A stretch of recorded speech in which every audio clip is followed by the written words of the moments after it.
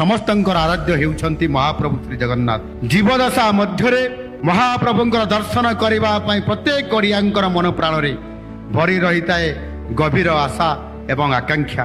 କିନ୍ତୁ ପାରିବାରିକ ଜଞ୍ଜାଳ ହେଉ କିମ୍ବା ଆର୍ଥିକ ଅନାଟନ ହେଉ, ଅନେକଙ୍କର ଜୀବନରେ ସେ ସୌଭାଗ୍ୟ ଆସିନଥାଏ। ସବୁବେଳେ ମୁଁ ଚିନ୍ତା କରେ, ମୁଁ ଯୋଜନା କରୁଥାଇପାରେ ଏବଂ ଥରଟେ ଜୀବନରେ ମହାପ୍ରଭୁ ଜଗନ୍ନାଥଙ୍କୁ ଦର୍ଶନ କରି ଆସିବି, ମୋ ଜୀବନକୁ ଦର୍ଶନ କରି ପୁଣ୍ୟ କରି ଆସିବି, ମୋ ପରିବାର ପାଇଁ, ମୋ ଗାଁ ପାଇଁ, ମୋ ସମାଜ ପାଇଁ ପ୍ରାର୍ଥନା କରି ଆସିବି।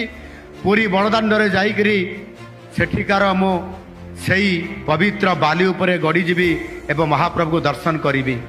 ଏ ଆଶା ଆକାଂକ୍ଷା ଯେତେ ଥିଲେ ମଧ୍ୟ ବେଳେ ବେଳେ ବିଭିନ୍ନ କାରଣରୁ, ପରିବେଶରୁ, ପ୍ରତିକୂଳ ପରିବେଶରୁ, ଅର୍ଥର ଅଭାବ ଥିବା କାରଣରୁ ମଧ୍ୟ ଆମେ ସମସ୍ତେ ମହାପ୍ରଭୁ ଜଗନ୍ନାଥଙ୍କର ଦର୍ଶନ କରିବାରେ ଆମେ ବଞ୍ଚିତ ହେଉଛନ୍ତି, ଯାଇପାରନ୍ତି ନାହିଁ। ଏବଂ ଅନ୍ୟପଟେ ସମସ୍ତେ କହନ୍ତି ଯେ ମହାପ୍ରଭୁ ଜଗନ୍ନାଥଙ୍କର ଡୋରି ନ ଲାଗିଲେ ଆମେ କେବେ ପୁରୀ ଶ୍ରୀକ୍ଷେତ୍ର ଯାଇପାରିବା ନାହିଁ କି ମହାପ୍ରଭୁଙ୍କର ଦର୍ଶନ କରିପାରିବା ନାହିଁ।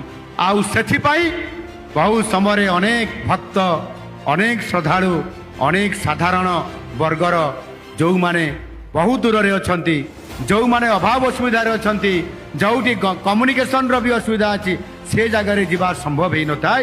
କିନ୍ତୁ ଆଜି ଆମ ସରକାର ଆସିଲା ପରେ ଆମେ ନିଷ୍ପତ୍ତି ନେଲୁ ମହାପ୍ରଭୁ ଜଗନ୍ନାଥଙ୍କ ଆଶୀର୍ବାଦରେ।